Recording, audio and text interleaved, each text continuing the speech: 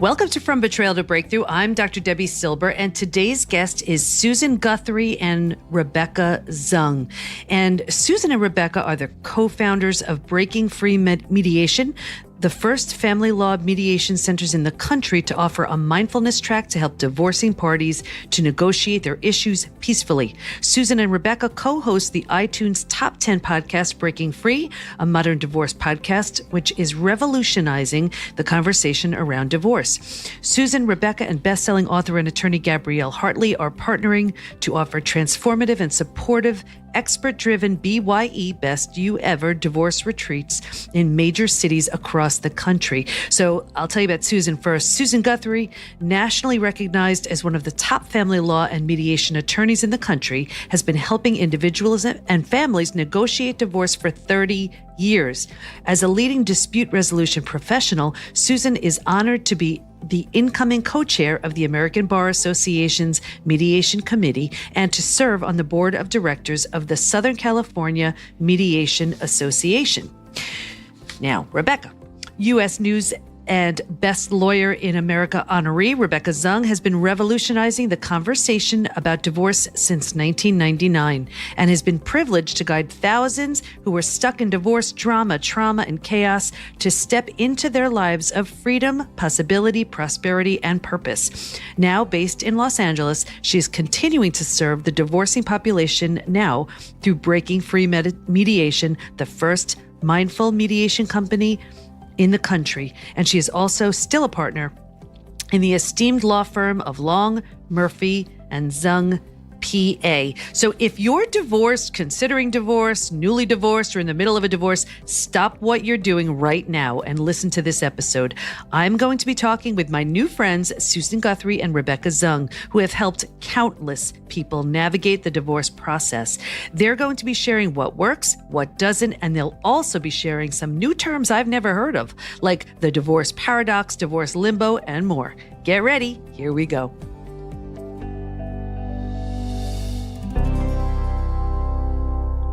Okay, everybody, this is going to be such an amazing episode because I have Susan Guthrie and Rebecca Zung, and I was actually on their podcast, and we had the most interesting conversation around, these are two experts in divorce and healing from divorce and everything divorce. So I think we're just going to pick up where we left off. So first of all, welcome both of you.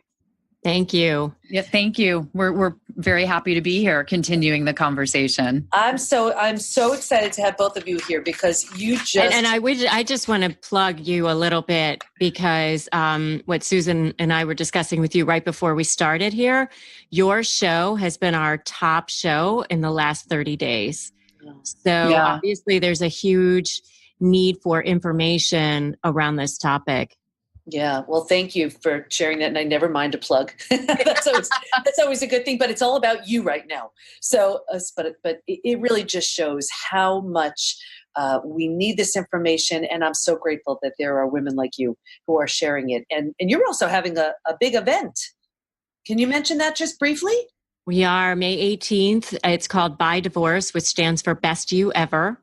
And we literally have the top experts in the divorce-related fields from all over the country coming in to speak to people. And we actually just heard from someone this morning that they're flying in from Australia for it. So it's pretty incredible. Go to bydivorce.com. Wonderful. Thank you so much. Okay, so let's just dive in. So Susan, let's just start with you. So you've been a top divorce attorney for 30 years. You've seen a lot of cases of betrayal. What are some of the types of betrayal that you find are the most common? You know, in divorce, I'm sure the first one that pops into everyone's mind is adultery or an affair, which, I think Rebecca would agree. We do see that in a large number of our divorce cases over the years because people in unhappy marriages tend to seek whatever they're looking for outside that marriage. But we see so many other kinds of betrayal that can be just as devastating, if not more so in other ways. The other probably most predominant type of betrayal that we see is financial betrayal. And we just did actually a show on this about financial abuse in marriages or in relationships. And, the lying around money can be just as devastating and have actual real impact in the real world, when money goes missing or is misused or taken. So, but it all comes down to, in the end, lying or that type, the not telling the truth. And it's sort of the death by a million cuts, I always think, because it's not, yes, it's one big betrayal if it was an affair or stealing money or hiding something, but it's all the little lies day after day after day that go into hiding that behavior or perpetrating it that really, I think, we see has such a long-lasting impact. So just so the listeners truly understand, can you give us an example? Like, what would that look like practically? The financial abuse? Yeah. Yeah. So actually our expert had a great description. We had Lily Vasileff on, and she was talking about one of her clients. She's a financial expert. One of her clients had a woman who was married for years. The husband was a major breadwinner, was bringing home the money, but also took care of all the finances. And when they went to send one of their children to college, he sat her down and had to tell her that all of the money was gone. And that for years he had been gambling and using their money, and it had been getting bigger and bigger because he tried to recoup the losses. And as they sat there on the threshold of their daughter leaving for college, it was all gone.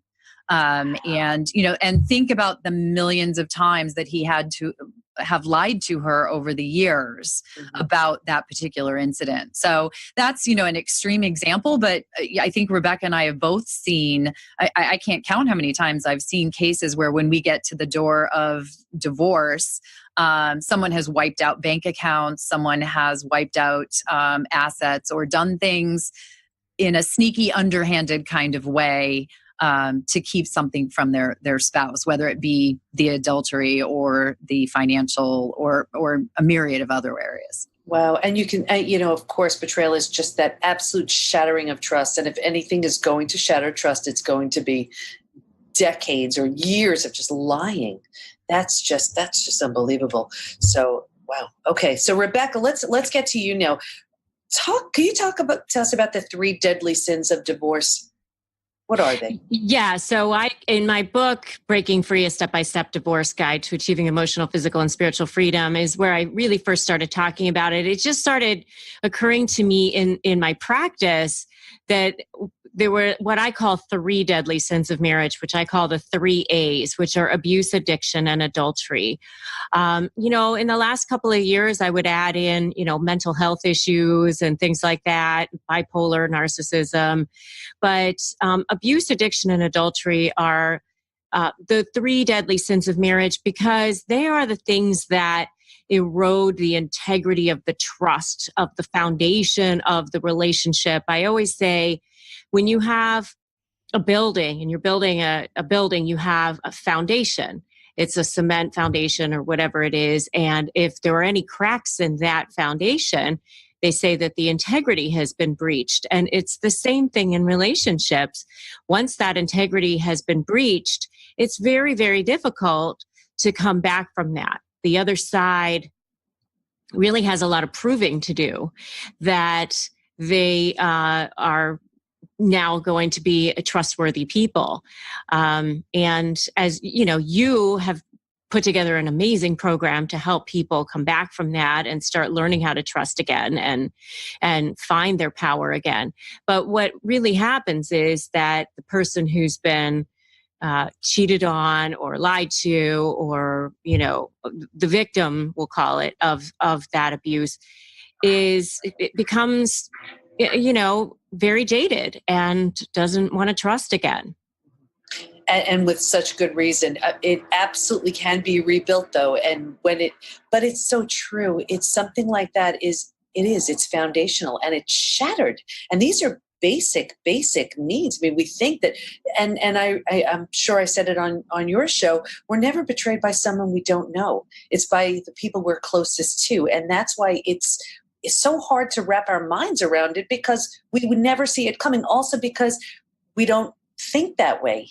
So we're assuming that someone has the same level of integrity and is playing by the same rules. And then we find out, of course, that they don't. So Susan, let me ask you then, what are some of the ways that you, I'm sure you hear it all the time, that your clients come to you with ways that they've discovered, their partner is being unfaithful or financially Yeah. So that is, one of those things that I think has changed over the 30 years that I've been in practice. It used to be a little bit harder to find out if you're, the number one thing is that clients always want to know if their spouse is cheating or they suspect that's happening. I think in the past years, what it really comes down to is the cell phone or the internet capabilities. I have seen so many instances where through either social media or through accessing their partner's phone, that people have found out that something is going on, that there's an affair, or even the financial side of things, right? You can see these days banking is done on the phone, and spouses know each other's passcodes and passwords for things. I actually had a case recently where the household was, now we have smart homes and the house is operated off of an iPad, and the iPad was hooked into one of the parties' personal iTunes accounts. And the wife was dimming the lights or fixing the TV or something, and text messages started rolling in across the top of the screen. And they were text messages from the girlfriend to the husband. Wow. And that's how she found out. And that's not uncommon. I was talking to a colleague the other day who was just going off to trial on a case, and some of his exhibits were the exact same thing, screenshots of the household iPad that was operational. So, I think, and in that case where it was the client that I was speaking to, that was a surprise to her. She was somewhat blindsided by it. But in most cases, I think we see that people have some sort of gut feeling that something's going on. And these days, the first place they go to look into that, it does seem to be the phone or the home computer, something like that. And I guess your first clue would be if you don't know their passcode and they don't want to give it to you. Or where you find the second phone. Rebecca and we did a show on that, where some of the signs of your marriage might be in trouble when you find that burner phone or that cheapy phone that they bought at Walmart that only is available for calls to one person. That's been another instance that I've found for clients where they find this mystery phone in the house or in their spouse's car or something like that. Wow. And you see these things all the time. How do the two of you still have hope that that's not everybody? Well, I think the thing is that because both of us are actually happily married, but both of us have actually been divorced before. So we know what it's like to be in a relationship that doesn't empower. It doesn't mean that there's no hope of ever being in a relationship that empowers. Mm-hmm. It's definitely possible. So I just think that we understand that it's other people and not necessarily us, but that's why we do the podcast, which is, by the way, called Breaking Free: A Modern Divorce Podcast, for those who are wondering what the name was. But that's why we do the podcast. That's why I wrote the book. That's why we do all the things that we do, because we want people to know that we're not pro-divorce. We're pro-people being in relationships that serve them. Yeah, and honest relationships. Talk to us about the divorce paradox. What's that all about? So I call the divorce paradox, it's basically the situation where during the worst, most traumatic time of your life, which is, number 1 or 2 or 3, and every possible list of the most traumatic things people can go through, mm-hmm. Which is divorce. During that period of time when you're like completely traumatized and flattened, you have to make the most critical decisions of your life. You have to be thinking more clearly than you ever have, because the decisions that you make will affect all the things that mean the most to you going forward: your children, your money, your business, your house. Wow. So someone is in that position and they're not thinking clearly because they've just been completely blindsided. What would be some suggestions? What do you speak to that woman who is saying, oh my gosh, that's me. How can I think clearly? I can't even get out of bed. Yeah, we see that quite a bit, in our practices. It's one of the reasons we started Breaking Free Mediation, which is Rebecca's and my mediation service. We have a mindfulness track that we offer to our clients along with what I would call more traditional mediation services. And the reason we've added mindfulness, both as, there are elements of it that the participants go through separate from the mediation process, but then we've also integrated the mindfulness right into the process in order to help people get out of their head space or out of that emotional space so that they can try to make some rational decisions, make some thought, or go through a thought process that makes sense, so they can look forward to that future. Because one of the things I think that we all have in common here is we are all trying to help people get to that future. I know your program is very much trying to help people heal from these hurts and move forward. Rebecca and I, as she just said so eloquently, that's the whole goal of what we're doing. And the thing with people who are in that moment of betrayal, who can't get out of bed, is they are in this moment and there's no thought in their minds of where the future can take them and where they might be. So the mindfulness aspect helps them to both manage the current emotions that are all negative, but also we try to help them set intention and visualize where they're going to go. Because as we all know, all three of us here on this call, it is better and it can be better on the other side, and you can heal. Mm-hmm. Oh, it's proven and predictable. Absolutely. And it's also as if your mind isn't in this complete state of chaos. So is your body, and the physical aspects of it too. It's really hard because now your stress response is ignited. You're headed for every stress-related symptom, illness, condition, disease. You're physically exhausted. So it's as if, and like you said, everything is working against you, but you're making the most important decisions of your life. And that's a rough one. I'm just thrilled that there are women like you out there who can help. So what's divorce limbo? So divorce limbo is that process of during the period of time from when the case was actually filed mm-hmm. to when it's actually finalized. And during that period of time, it's like a nightmare for people. I always say they're on land now. They realize it's not great land. They can see better land across the way, but in order to get there, they have to get on the divorce boat, which is like, going to be tossed around. You're going to get seasick. You're probably going to feel like throwing up. Winds and rains will come, but then eventually you'll get to the other side. And it's during that period of time that it's just extremely difficult for people because they feel like they're not in their old life, but they can't move on yet to their new life. So I just want to mention, I do have some divorce master classes, which is on my website, Rebecca Zung, and they're extremely affordable. And it's, they're just something that people can buy and download, because part of combating the fear and combating the emotional chaos that's going on is getting information and arming yourself with knowledge, because part of the fear is that you just don't know what the hell is going on. Mm-hmm. So arming yourself with knowledge is really helpful to combat that too. And I want to just add this perspective as well.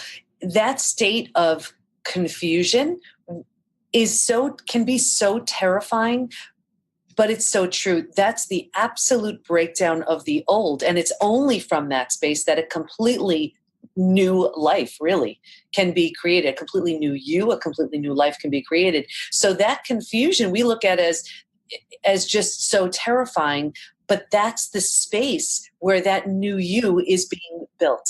So instead of being so afraid of that space, know that in that confusion, it's meant to just start creating that clarity. And you cannot get to clarity without that. I just used this example the other day of like, here's that room in your house, or even a drawer or your garage or wherever you live, where it's just so messy and so cluttered and so uncomfortable. And you avoid it at all costs. You just avoid it. It takes a tremendous amount of energy to avoid it. And then there's that one day where you're like, that's it, I'm going in. And it is messy. And if you notice, it's actually a lot worse at first, because now you're like, okay, I'm going to get rid of this. I'm throwing this out. I'm donating this. And it's a mess, but there's no going back. And it's so confusing because now here you are looking at all your stuff. Like, what the heck am I going to do with it? But when you get rid of it, you clear it. Now you can stand back and appreciate that hard work and where you are now. And so it's in that state of confusion. Know that the clarity comes only after you spend time in that space. So I'm so glad you brought that up, because that's the state that we're so afraid of and we avoid because it's so scary, but it can only lead to that clarity. And I have to say, almost every client I've ever had has come back to say that the divorce was the best thing that ever happened to them. Yeah, I had someone say that to me yesterday, exactly those words. My divorce was the best thing that ever happened to me, because it opens that opportunity to the future. To that better future. Yes, you are going to go through this divorce limbo. You are going to sail the rough seas. But that's really what the Best You Ever, our retreat, is about, because it is also the door to opportunity to create that new future that invariably, and I think Rebecca and I would both say, our lives are better because of that difficult time that we went through and other difficult times that we go through as humans. But it's better on the other side. And I would love to know, can you think of some cases where it was, you looked at it, you said, well, this is a lot to move through. And that person who said to you, it was the best thing that happened. Bring us through, like, what did they come in with and how were they by the time you were done with them? Oh, I had a woman one time who was the meekest older lady, like literally blue hair with, short blue hair, in her 70s, I think, who had been married to a very, very controlling doctor who was actually from the Middle East. So he had very specific views about women. He was very entrenched in his old ways and was pretty abusive to her. And she started coming into my office like 2 or 3 years before she actually filed. And she'd sneak in and she'd say, here's a little more paperwork. Here's a little, I was able to take pictures of this. And she would just like leave me with bank statements that she found or business tax returns that she found. And she'd say, I'm going away to our house up north for the summer. I think I'm going to be able to get more information. So she'd sneak in, and she was scared to death and barely spoke. After the divorce, she ended up with this massive group of friends. She was traveling all the time. She was going to, I had introduced her to a private bank in the area where I was practicing. And the private bank said, she's the first one to come to all of our events. She's made so many friends here. She became an entirely different person. Yeah. So, and that was in her 70s. Mm-hmm. So it's really never too late. How do you work on overcoming those obstacles because I know I see it in my community. There's such resistance because this isn't what they signed up for. This isn't what they expected. They never saw it coming. Or even, let's say, a religious, as far as a religious belief, this wasn't, they signed up to stay married forever.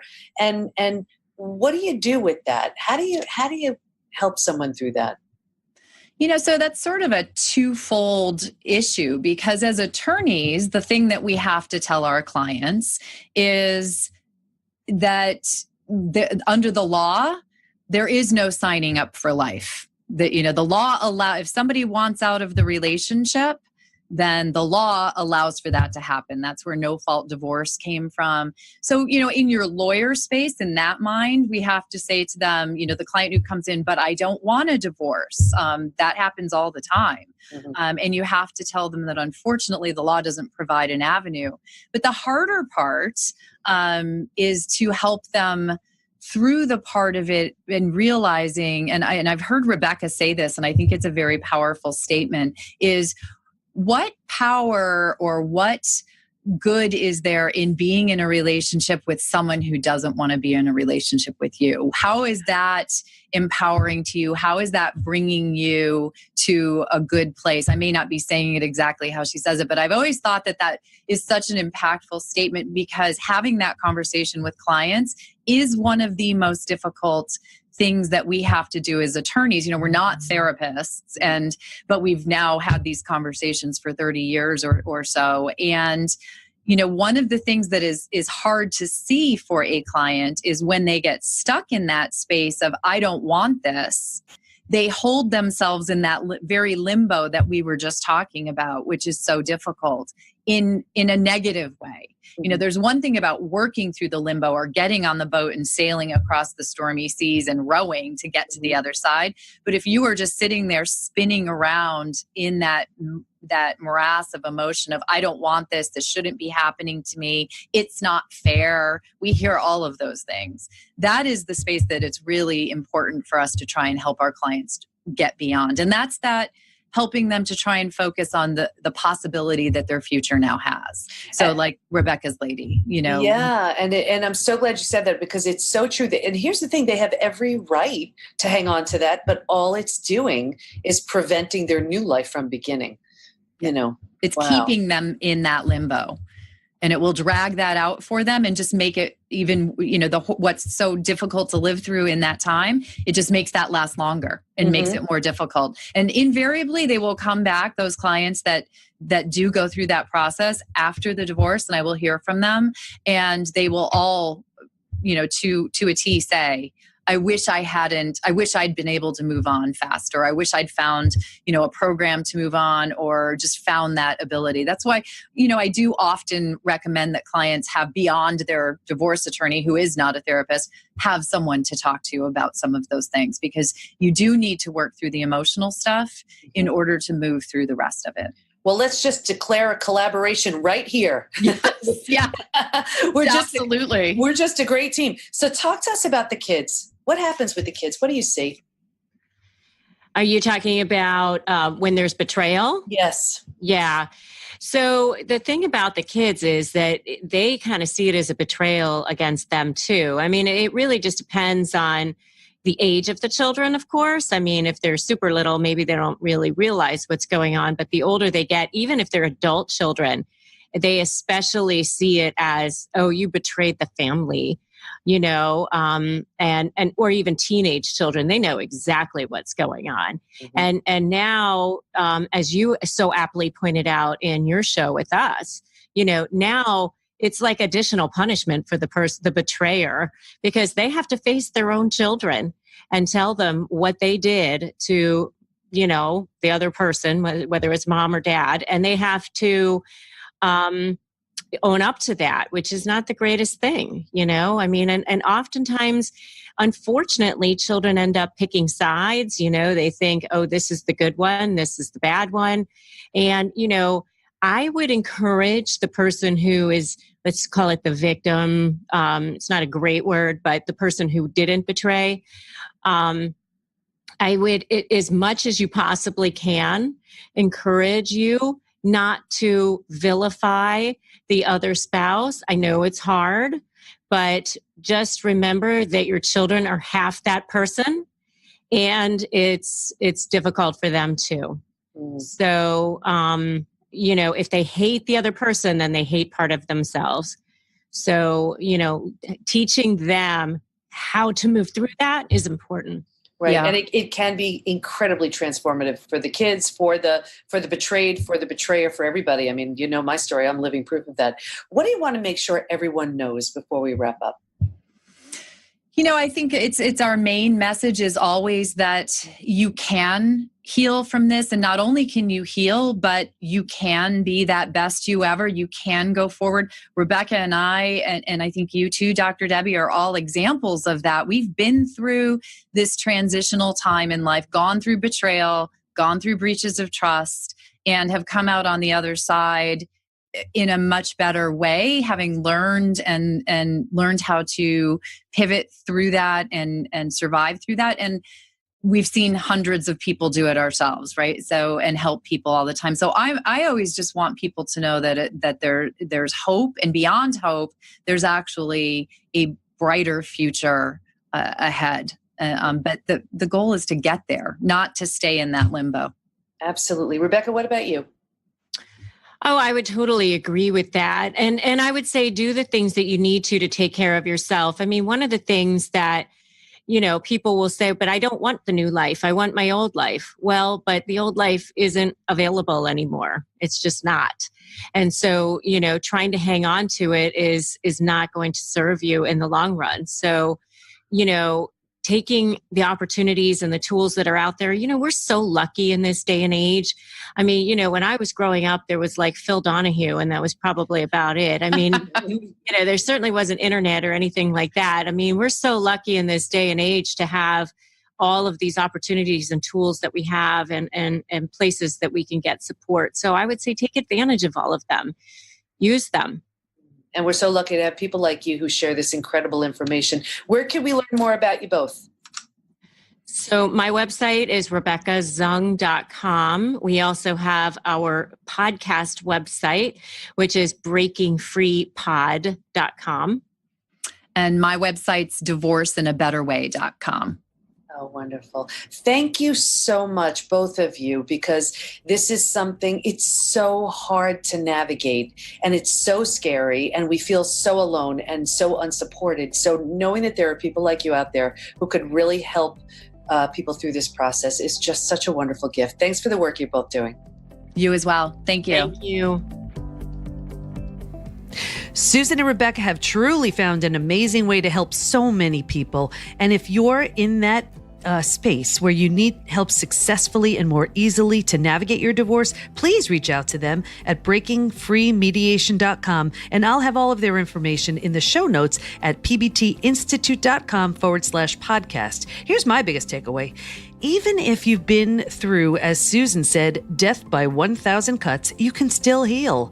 It can even be the greatest thing that's ever happened to you if you're willing to accept your situation and move forward. While you have every right to mourn the loss of what you wanted and didn't get, for example, living happily ever after, staying in that state only prevents you from living the life you deserve. Of course, it also makes you physically sick too, and then that pain has even more of a hold on you. So do what you can to say goodbye to the old in order to embrace something new. That's not saying that these experiences don't leave us with some cleanup, which can often be in the form of some physical, mental, and emotional symptoms. Are you struggling with post-betrayal syndrome? Take the quiz and see at pbtinstitute.com/quiz. And let us support you. Go to Facebook and join our group, Women Hacking Betrayal, where we give information, tools, and support to help you move forward and heal once and for all. Can't wait to be with you next time, and here's to your breakthrough.